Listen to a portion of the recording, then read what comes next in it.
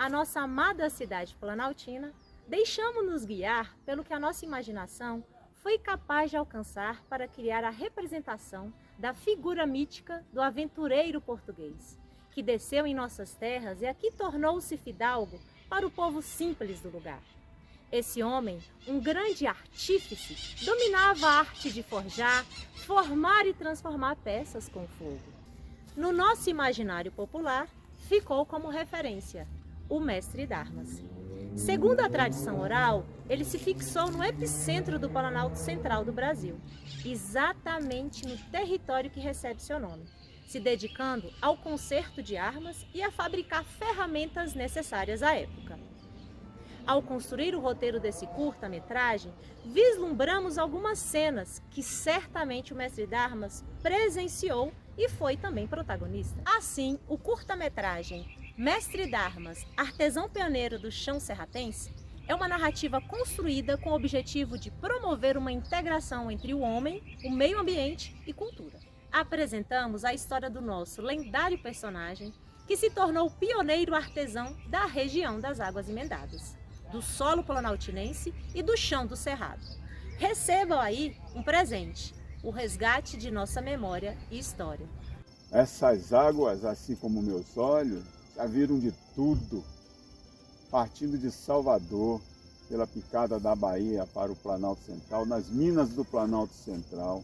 Essas águas já viram de tudo, tropeiro, comboios de escravo, todo tipo de gente. Passavam pela minha oficina, me encomendavam armas, todo tipo de arma, conserto, restauração. Essas águas já viram de tudo, assim como meus olhos já viram, tudo em busca do ouro do Planalto Central. Aqui passava todo tipo de gente. Caro espectador, faça uma viagem no tempo e sinta-se em pleno século XVIII. Acaba de salvar-se do terremoto de Lisboa, em que ardeu a grande capital do Império Português e onde perdeu tudo que tinha, ou quase. Em 1755, surge entre os desabrigados notícias das novas minas de ouro no centro do Planalto brasileiro. No dia 1º de novembro de 1755, dia de Todos os Santos, a população em Portugal, bastante religiosa, né, estava nas igrejas, estava congregada, né, com vistas a se preparar, inclusive, para o dia seguinte, dia de finados. Quando, né, por volta, estimam os cientistas, de 9h30 da manhã, houve um tremor muito grande, né, um tremor então que se revelou um dos maiores terremotos da história ali de toda a região. Milhares e milhares de pessoas iriam falecer, as pessoas em desespero saíram das suas casas, das igrejas e foram para a zona portuária, né, ficaram próximas do rio Tejo, né, de forma que elas pudessem se proteger, né, da queda das construções, dos incêndios, né, e pouco tempo depois, né, além da tragédia do terremoto, um maremoto também iria atingir não só a capital, Lisboa, mas como outras áreas de Portugal, né? Dizem alguns que até no Brasil os efeitos desse maremoto teriam sido sentidos, na costa nordestina, em Pernambuco, Paraíba, por exemplo, né? E aí a tragédia se consumou.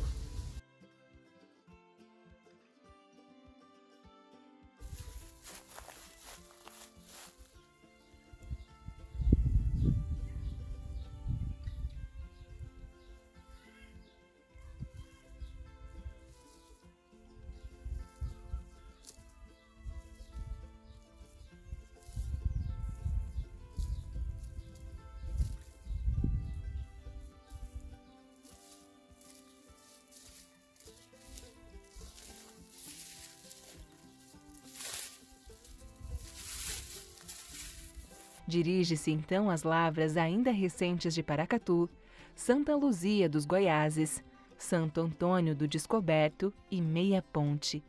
fica rico em 1 ano. Seus 20 escravos extraíram dos córregos mais de 1 milhão de pepita em ouro. Depois da tragédia, o futuro Marquês de Pombal, considerado o primeiro-ministro da época, cuidaria celeremente de recuperar o país. Uma frase a ele atribuída, enterrem-se os mortos e cuidem-se dos vivos, reflete aquele momento político. Portugal seria reorganizado tanto do ponto de vista físico como do ponto de vista administrativo. Mas o feitio autoritário do Império, já bastante decadente, continuaria. Diante, daquele cenário, milhares de pessoas buscariam uma nova vida, uma vida mais esperançosa em outros locais do então Império Português. O Brasil, nesse sentido, seria um local extremamente atrativo, haja vista o ciclo de mineração por que passava o então vice-reinado e que tinha um impacto muito grande sobre o imaginário das pessoas.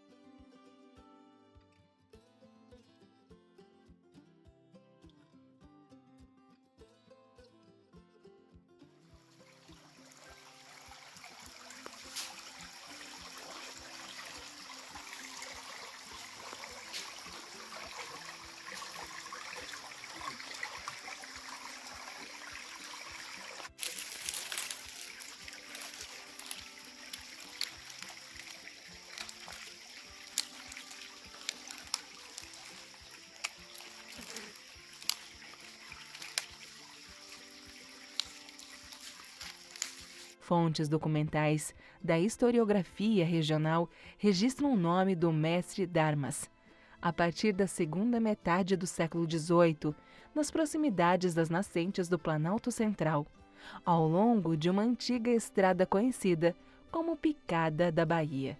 O primeiro documento onde nós temos a primeira referência ao mestre Darmas está num documento. E que documento este?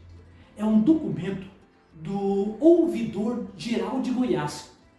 O ouvidor é aquele que trabalha na área jurídica, trabalha com julgamentos na região. Então, esse ouvidor estava fazendo uma viagem por Goiás e esta carta, síntese dessa viagem, ia ser enviada para o rei de Portugal, Dom José. Pois é, nesta carta que se encontra lá na Torre do Tombo, em Portugal, nós encontramos a primeira referência. E o que se fala ali? Ali fala que Dom Antônio Sotomayor, ouvidor-geral de Goiás, ele fez uma viagem vindo lá da região de Formosa em direção à cidade de Goiás. E ao passar onde hoje está o Ribeirão Mestre Darmas, que não era chamado assim na região ainda, estamos em 1758, ele fala que parou num sítio chamado O Mestre Darmas.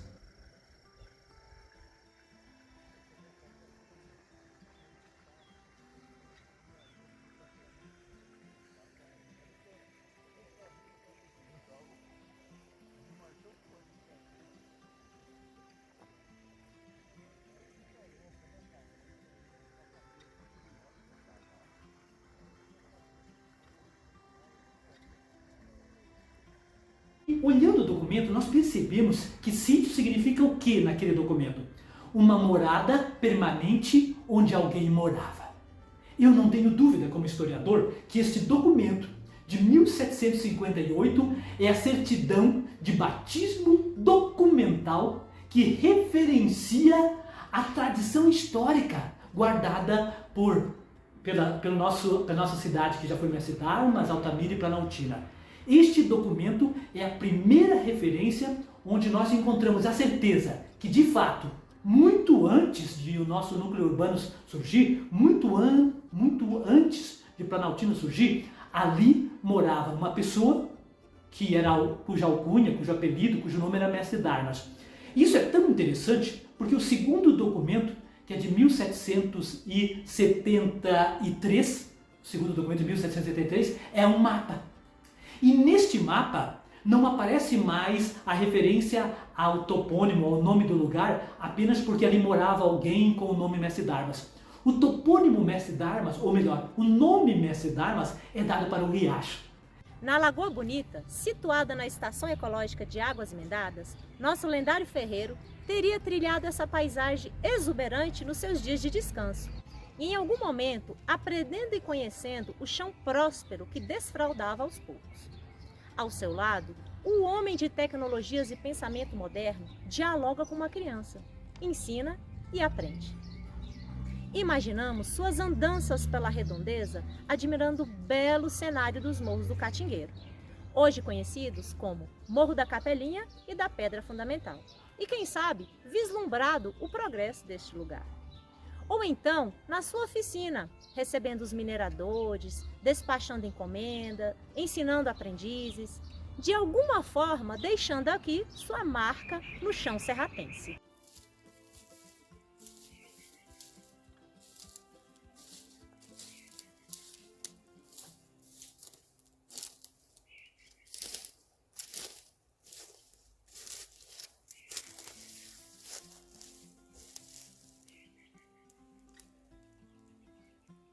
Tropeiros, viajantes europeus e autoridades que passaram por este local possivelmente recorreram ao ofício desse ferreiro para o conserto de armas e outras ferramentas comuns em sua época.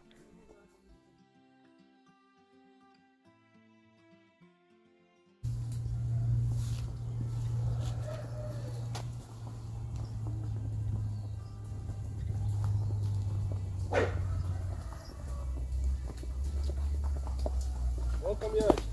Opa, bom. Eu queria saber onde é que eu encontro um ferreiro que conserta armas. Procura o mestre, Que mestre? o mestre Darmas, na picada da Bahia indo pra Contagem.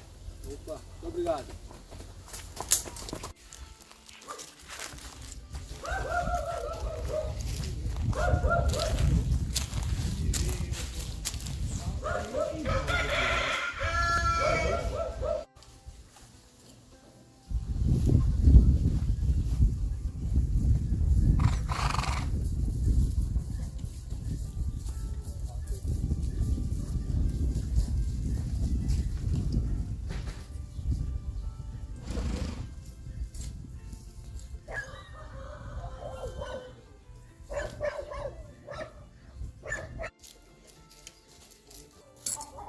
Mestre, Oi,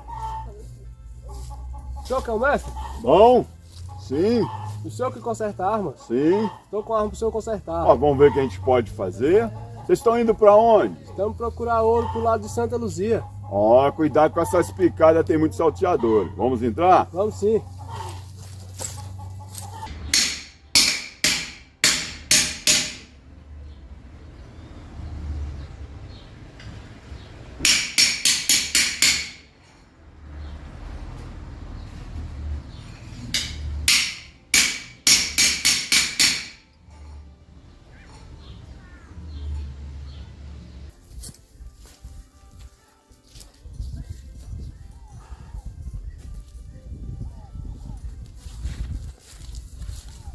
Mestre, Opa, esse é o caminho certo?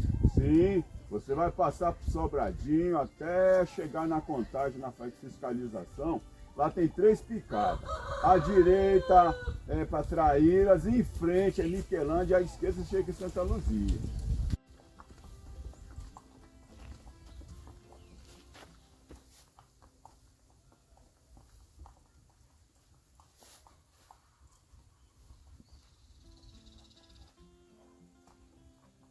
A origem de Planaltina está ligada ao codinome Mestre Darmas. Entretanto, são raras as informações sobre esse personagem, sendo desconhecido, inclusive, seu verdadeiro nome e sobrenome. Boa tarde, mestre. Tudo bom? Não. Mestre, a minha ferramenta afinou a ponta e está atrapalhando muito no meu trabalho. Queria ver o que você podia fazer por mim aí. Dá uma olhadinha, por favor.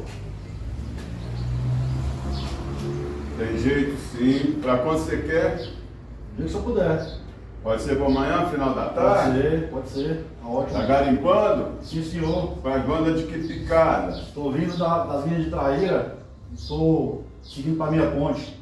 Quem era o mestre d'armas, o nosso personagem que deu origem à atual Planaltina? Ora, mestre d'armas é uma instituição do Exército Português, desde tempos remotos, século XVII, que é uma espécie de patente militar, né? Não porque não havia as patentes militares nas Forças Armadas Portuguesas desse período, mas havia as titularidades. O mestre de armas era o responsável pela conservação e manutenção das esgrimas, das espadas, dos escudos, e compunha o armamento da guarda portuguesa.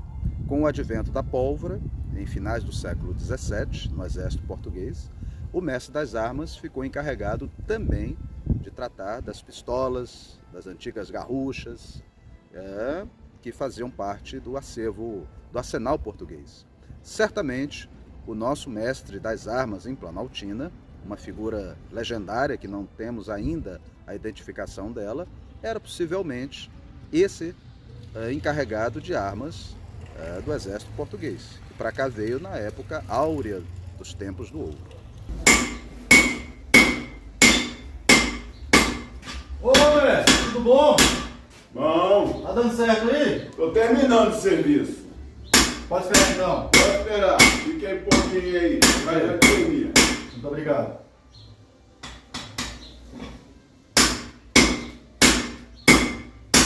Como é que chama isso aí? Isso aqui é uma bigorna, você vai dar forma ao ferro. Muito bonito, viu? Parece que é muito útil a você, hein? É muito, muito. Sem ela a gente é metade do trabalho. Eu imagino. Parece ser seu braço direito. Sim. Tá pronto. Ficou bom, hein?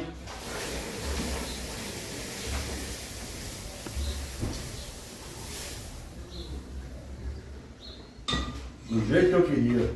Tá perfeito. Vou esperar esfriar mais um pouco. Agora. E o garimpo tá bom? Tá dando alguma coisa? Tem dia que sim, tem dia que não. Mas O garimpo é assim. não pode parar, né? Em 1810, ocorreu uma epidemia que atingiu os moradores do sítio de Mestre d'Armas. Por conta disso, seus habitantes fizeram uma promessa para São Sebastião, que, operando o milagre, doariam ao santo um pedaço de terra para a construção de uma capela. A partir desse momento, a denominação Mestre d'Armas marca o lugar e passa a fazer parte da história de Planaltina. Em 19 de agosto de 1859, foi criado o Distrito de Paz Mestre d'Armas.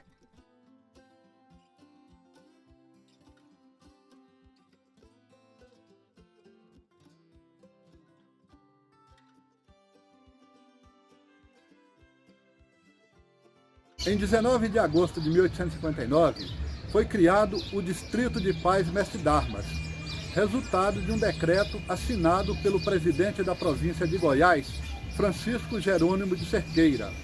Então vejam que a data em que se comemora o aniversário de Planaltina não surgiu por acaso.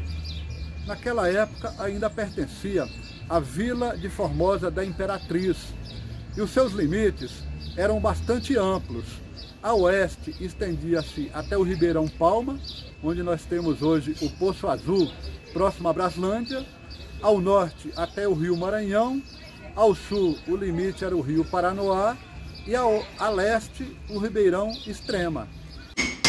Ô, mestre, Pronto. por que a origem do nome Mestre d'Armas do senhor? De onde vem? É que eu fabrico armas, eu restauro e afio também, qualquer tipo de arma. Ah, o senhor afia? Sim. Rapaz, mas bem lembrado, viu? Eu tô com a faca que eu comprei lá na cidade que eu tava, lá em Paracatu, Ó, e a faca não tá cortando muito bem, e a faca é muito boa. deixa eu dar uma Anda olhada. comigo há anos.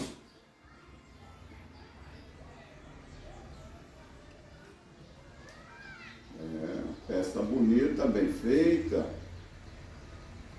Vamos dar um jeito nesse fio então. Fica bom? Fica. Opa, então eu vou deixar com o senhor para consertar. No decorrer do século XIX, a mineração em Goiás se encontra em processo de decadência, provocando um fluxo migratório para outras minas recém-descobertas. Inúmeros prédios começaram a desabar por falta de manutenção, causando uma enorme perda ao patrimônio da região. No início do século XIX, a decadência do ouro em Goiás já é bem visível. E isso trouxe um prejuízo enorme para aquele rico patrimônio que foi construído na época áurea. Arraiais importantes como Meia Ponte, Perinópolis, Santa Luzia, Lusiânia, Cidade de Goiás, Natividade, Cavalcante, tem uma perda enorme com pontes que desabaram, igrejas em ruínas, prédios públicos sem manutenção, e isso por conta de uma fuga em massa da população que se dirige para outras minas recém-descobertas. Ô, mestre! Bom! Você de novo? Alguma encomenda? Não, mestre, dessa vez eu me despedi, O sabe? que houve? Pois é, as minas lá nos trabalhando a semana toda, dias, noites, e não estamos encontrando nada. Aqui já secou foi tudo. Os rumores bons é da picada da Bahia, lá pro Rio das Contas, Mucugê, dizem que estão descobrindo jazidas novas lá. Acho que eu vou pegar essa informação do senhor aí e vou seguir essa trilha porque aqui tá complicado, viu? É o que todos estão dizendo. Cada Passam um por aqui no rumo de lá. Cada um segue seu caminho, não fala nada, e aqui tá ficando complicado. Mas é bom, diz que os rumores são bons. Eu queria agradecer ao senhor pelo trabalho que o senhor tem prestado para mim aí, pela boa informação e até breve. Muito obrigado, viu, mestre? Tudo de bom, boa sorte. Até mais. A paisagem sertaneja era o cenário comum da época. Aqueles que aqui pousavam se deparavam com pequenas criações soltas nos quintais dos sítios. Era comum que nessas pequenas fazendas tivesse a presença de fiandeiras, monjolos, engenhos de cana, casa de farinha e pequenas plantações de arroz, milho, cana e algodão.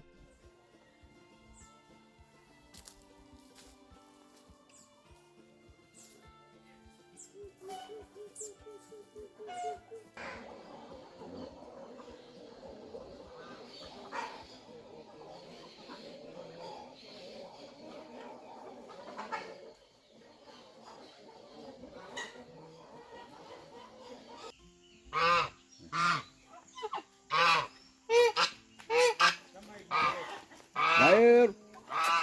Gaeiro!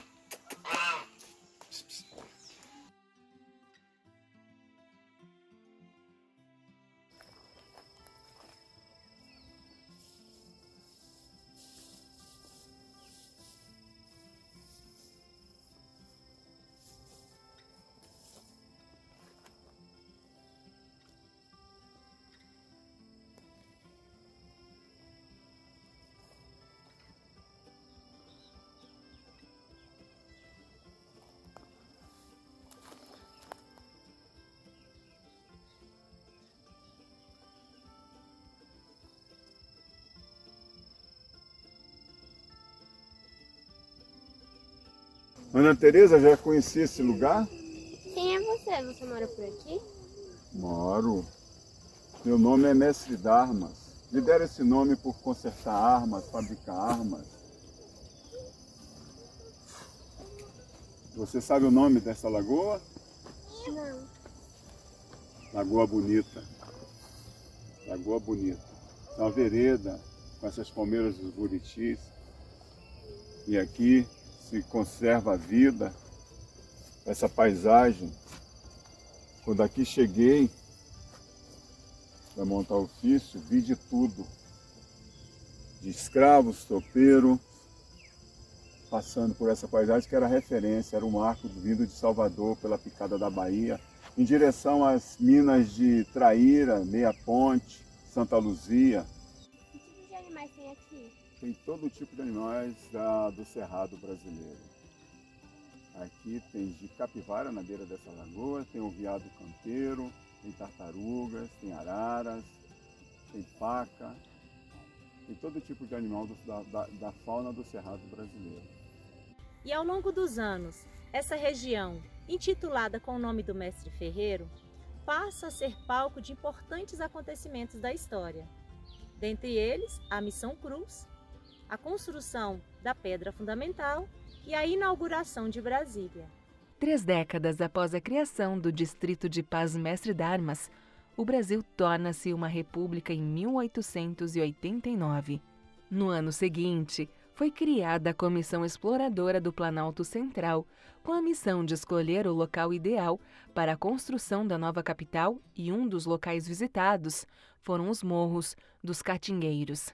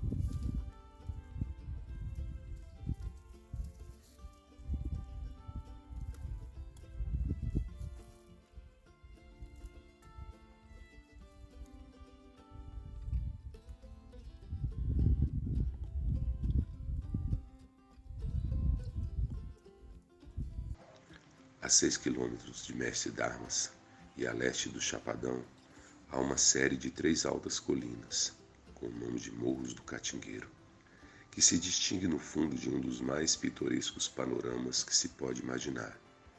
Campinas ligeiramente acidentadas, de dilatadas dimensões em todos os rumos, abundante de água potável, farta vegetação, rios piscosos e terrenos ubérrimos. A região de Mestre Darmas é uma das mais interessantes, dentre as que a comissão explorou. Assim, atravessando mais de 200 de anos, a história de Planaltina remonta à tradição oral desse personagem, classificado pelo historiador Paulo Bertrand como uma figura mítica, uma lenda transmitida pelos moradores antigos às novas gerações, mas o seu legado construído ao longo do tempo se tornou um patrimônio cultural de extrema valia e deve ser preservado. Então a cidade tem um setor tradicional que tem os seus bens, né, com esses casarios antigos que remetem ao século XVIII, ao século XIX. Né? Tem também um patrimônio muito significativo do ponto de vista dessa arquitetura colonial, mas também de uma arquitetura que vai se renovando. Então a gente tem exemplares, né, de uma arquitetura déco também, ali da década de 30, que é muito significativo, é muito simbólico. Então vai mostrando exatamente como é que Planaltina foi acompanhando os processos de desenvolvimento, que também está associado à época, né, em que ela ainda era pertencia a Goiás. Mas ela também vai crescendo e vai constituindo novos patrimônios, né? À medida que a cidade também é incorporada ao Distrito Federal na década de 50, com a construção de Brasília, a partir de 1955, a cidade também vai ganhando outros ares, né? O setor tradicional se constitui efetivamente como setor tradicional, mas a cidade vai crescendo e Planaltina vai incorporando também outros patrimônios, né? Os setores que vão surgindo, as pessoas que vão chegando, né? A cidade vai se formando, né, como cidade, e também na sua diversidade, a pluralidade também dos patrimônios que vão se constituindo.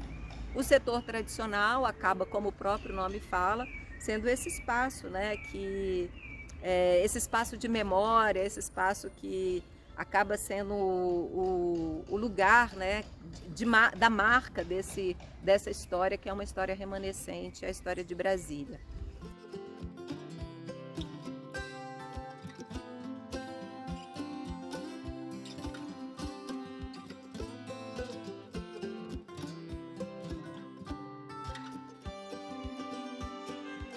essa relação com Brasília, né? A gente sabe que durante muito tempo assim, foi bastante conflituosa, mas ao longo do tempo, e a gente espera que no futuro, cada vez mais esses patrimônios sejam reconhecidos, sejam valorizados pelo seu conteúdo histórico, né? Acho que a gente deve isso para as futuras gerações, essas que ficam, né? Essas que vão conhecendo a cidade.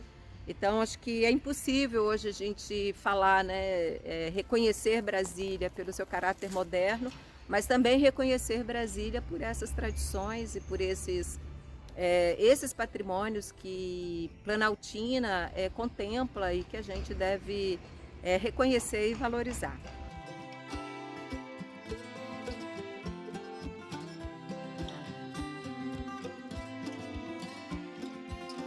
Acredito eu que o mestre Darmas, na época, ele atendia vários tipos de utensílios forjados através do aço e do fogo. Ele poderia fazer facas, poderia fazer ferramentas para a época, para escavação e busca do minério, né, do ouro, da prata.